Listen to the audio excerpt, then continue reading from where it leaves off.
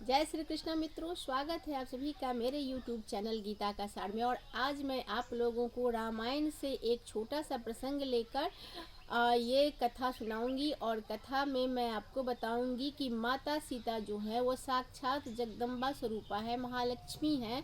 जो जनक ऋषि के यहाँ जनक ऋषि जब खेत में हल चला रहे थे अकाल पड़ने के कारण, तब माता सीता वहाँ पर भूमि से उत्पन्न हुई थी और जनक ऋषि को पिता होने का सौभाग्य प्राप्त हुआ था। माता सीता का भूमि से जन्म लेने के कारण मैया का नाम एक नाम जो है उनका भूमिजा भी है, और जनक के पुत्री होने के कारण उनका नाम जानकी भी है। तो माता सीता साक्षात लक्ष्मी की स्वरूपा है। तो जब माता स्वयं ऐसी शक्ति का स्वरूप है, तो उनको एक दुष्ट रावण जो अहंकारी था और कुलहीन था, राक्षस था, और परम ज्ञानी होते हुए भी राक्षस होने की वजह से उसकी प्रवृत्ति बहुत ही अनादर पूर्वक वो किसी के साथ भी प्रवृत्ति करता था, बहुत ही असभ्य उसकी प्रवृत्ति थी। तो जैसे कि रावण के हाथों माता का अपहरण कैसे हो गया, तो इसका एक बहुत बड़ा रहस्य है। जब माता सीता का विवाह राम जी से होता है, तब वो जनकपुर से अवधपुर जाते हैं, अयोध्या जाते हैं। तब एक दिन ऐसा होता है कि श्री राम प्रभु के जो पिता हैं महाराज दशरथ, महाराज दशरथ जो है वो कहते हैं अपने चारों बधुओं से कि आप लोग मेरे लिए खाना बनाएंगी, जिसका व्यंजन बहुत अच्छा होगा, जो सबसे उत्तम व्यंजन बनाएंगी उसे मैं पारितोषित करूँगा। ऐसा कहते हैं महाराज दशरथ। तो महाराज दशरथ ऐसा कहते हैं। तो ऐसा हुआ कि एक दिन ये चारों बहनें जो थी, सीता, मांडवी, उर्मिला और श्रुतिकीर्ति, ये जितने भी थे, सो चारों बहनों ने खाना बनाया अपने ससुर महाराज दशरथ के लिए। तो सब तीनों बहनें जो छोटी थी वो सारे खाना बनाकर, भोजन बनाकर प्रभु के सामने परोस चुकी थी, दशरथ जी के सामने। तो ऐसा हुआ कि दशरथ जी जब भोजन नहीं पा रहे थे, उन्होंने कहा कि जब तक सीता खाना लेकर नहीं आएगी तब तक मैं कैसे खा लूँ, मुझे तो सबका खाना साथ में खाना है और देखना है कि कौन अच्छा बनाया। तो ऐसा हुआ कि सीता मैया को थोड़ा देर हो गया था, क्योंकि वो बड़ी थी और सबको उन्होंने पहले कहा जाने के लिए, वो थोड़ा देर से सबसे पीछे वो आई। तो जनक दशरथ जी जो थे वो इंतज़ार कर रहे थे कि कब सीता आएगी भोजन लेकर। तो वो इधर उधर टहल रहे थे माता सीता के इंतज़ार में। तो वो वो जब देखे कि सीता आ रही है भोजन लेकर, तो वो वहाँ पे ठहर गए, रुक गए। तो जब वो रुक गए तो सीता माता हड़बड़ में आ रही थी, तो उनके जब वो भोजन का जो वो थाल था, वो थाल के एक कटोरी में एक पंख गिर गया, कहीं से पक्षी का, कोई किसी चीज़ का एक छोटा सा पंख उसमें गिर गया। तो उसने जब देखा, माता ने जब देखा कि अब तो खाना में पंख गिर चुका है, अब मैं क्या करूं, तो उनका बहुत ही वो मतलब प्रेम से ले जा रही थी, तो उसे उन माता को थोड़ा सा क्रोध आ गया। और थोड़ा सा जब क्रोध आ गया तो उन्होंने जब उस पंख के तरफ देखा ऐसे भौं उठा के, तो वो पंख जो था वो जलकर राख हो गया। ये दृश्य जो है सो महाराज दशरथ जो थे वहाँ पर खड़े होके देख रहे थे। तो वो देखने लगे, वो छुपकर जब ये सब देख लिए, तब उन्हें बड़ा ही मतलब ये हुआ कि ये तो जगदम्बा है, ये तो पता है, लेकिन इनको क्रोध भी आता है, ये तो मुझे नहीं पता था।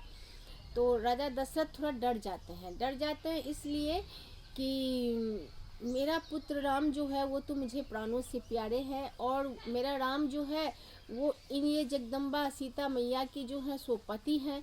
अगर इन दोनों में पति पत्नी है कभी भी अनबन हो गई, और इन्होंने अगर तेज आँख से या भौं उठाकर या पलक को निपोड़ कर देख लिया मेरे राम को, तो मेरा राम तो जलकर भस्म हो जाएगा। वो बहुत ही मतलब अंदर से डर गए कि मेरा राम के साथ इनका अगर कभी भी थोड़ा भी अनबन हो गया, झगड़ा हो गया, अगर ये अप्रसन्न हो गई राम से, तो मेरा राम तो गया। ऐसा दशरथ जी के मन में डर बैठ गया। तो उन्होंने जब सीता माता को बुलाया और खाना लेकर आए, तब उन्हें वो एकांत में ले गए और बोले कि बेटी मैं तुमसे एक बात पूछना चाहता हूँ। तो उन्होंने, माता सीता ने कहा हाँ पिताश्री बोलिए, क्या बोलना चाहते हैं, क्या पूछना चाहते हैं।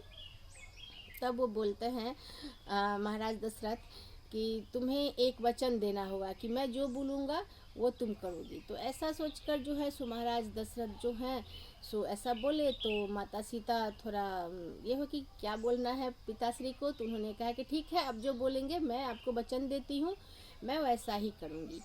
तो उन्होंने कहा कि कभी भी आज मैंने देखा है कि आप जगदम्बा हैं, ये मुझे आभास था, लेकिन जो शक्ति मैंने आपकी देखी है मैं उससे थोड़ा भयभीत हो गया हूँ।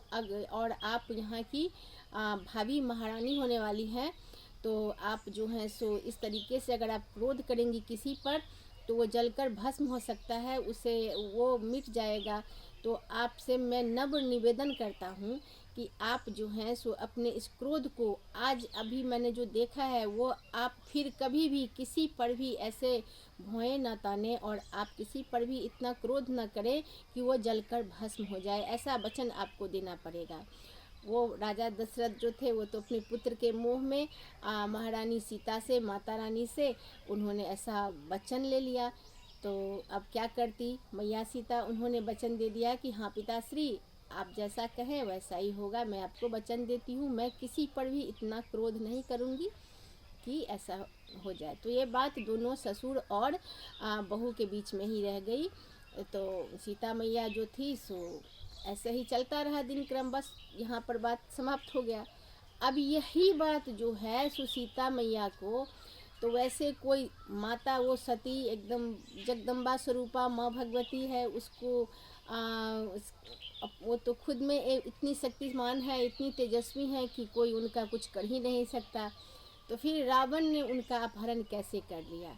बस यही बात जो थी वहाँ पर कि वो अपनी सुरक्षा तो स्वयं कर सकती थी, उन्हें ना लखन की ज़रूरत थी ना उन्हें प्रभु की ज़रूरत थी। वो तो स्वयं शक्ति स्वरूपा है, प्रभु उनके बिना आधा और वो उनके बिना आधा, ऐसी बात है। तो ऐसा हुआ कि जब माता सीता का अपहरण होने लगा, तो जब रावण ने उन्हें उठाकर पुष्पक विमान में डाला, तभी रावण जलकर भस्म हो जाता। कारण चाहे जो भी हो, कि रावण का वध करना है तो प्रभु और भी तरीके से उनका वध कर सकते थे। प्रभु के लिए जो है वो परमानंद स्वामी के लिए कुछ भी ऐसा नहीं था। मुझे तो सभी को पता था कि वो जो जय विजय थे वो रावण थे, और जय विजय को मारने के लिए ही जो है प्रभु ने मानव का अवतार लिया था। तो वो तो रावण को तो मरना ही था, परंतु माता सीता का अपहरण करने के जैसा जघन्य अपराध वो इसीलिए कर पाया क्योंकि माता सीता ने अपने ससुर को वचन दिया था कि मैं इतना क्रोध किसी पर भी नहीं करूँगी जिससे वो जलकर भस्म हो जाए। वरना अगर वो एक घास उठाकर ऐसे दुर्बा जो एक दुर्बा उठाकर वो ऐसे कर लेती थी तो उनका दीवार बन जाता था, उनको कोई स्पर्श नहीं कर सकता था। मेघनाथ जब उनको ऐसे करके स्पर्श करने गया तो एक तिनके के बल पे उसे इतना बड़ा झटका लगा कि वो कोसों दूर जाकर गिर गया। तो क्या रावण का मजाल था कि वो रावण उनको उठाकर लंका ले जाता? ऐसा तो है ही नहीं। तो ये जो अपहरण हुआ वो सिर्फ और सिर्फ राजा दशरथ जी को माता ने वचन दिया था, इसी और ये रहस्य किसी को पता नहीं था। लेकिन ये रहस्य का वर्णन जो है सो रामायण में की गई है। तो ये रहस्य के बारे में जब आप रामायण पढ़ेंगे तो इसका और भी बहुत सारा वर्णन है, बहुत सारा उल्लेख है, बहुत सारे आप जब रामायण पाठ करेंगे तो आपको पता चलेगा कि कैसे कैसे क्या क्या होता है, किस तरीके से नियम बनाए जाते हैं और कैसे कैसे संरचना की जाती है, कैसी कैसी रणनीति बनाई जाती है। तो प्रभु जो है रामायण में जाकर राम जो है हमारे प्रभु वो रावण का वध कर पाते हैं। वैसे तो वो स्वयं भी काफ़ी थे रावण को मारने के लिए, लेकिन क्या ज़रूरत थी कि उन्हें विभीषण की मदद लेनी पड़ी? ऐसा नहीं होता। प्रभु जो है तो सबको लेकर चलते हैं, सारे जितने समस्या होते हैं सभी का हल वो अकेले नहीं करते, सिर्फ वो खुद श्रेय नहीं लेते, इसका श्रेय जो है तो जितने भी उनके सहभागी होते हैं वो सभी को देते हैं, जो उन्हें मन क्रम वचन से तन मन धन समर्पित कर कर माता सीता और प्रभु राम की शरण में जाते हैं। वो उनकी सदैव रक्षा करते हैं, सदैव सदैव उनकी इच्छाओं को पूर्ति करते हैं। तो बस इसीलिए जो था रावण उसी वचन के कारण जो थी सो माता सीता मजबूर हो गई और उन्हें रावण के साथ जाना पड़ा अपहरित होकर। वरना रावण की क्या मजाल थी कि किसी का भी किसी भी कोई भी ऐसा सूर में, चराचर में, पूरे ब्रह्मांड में ऐसा कोई भी सूरवीर नहीं था जो मैया को हाथ लगा ले।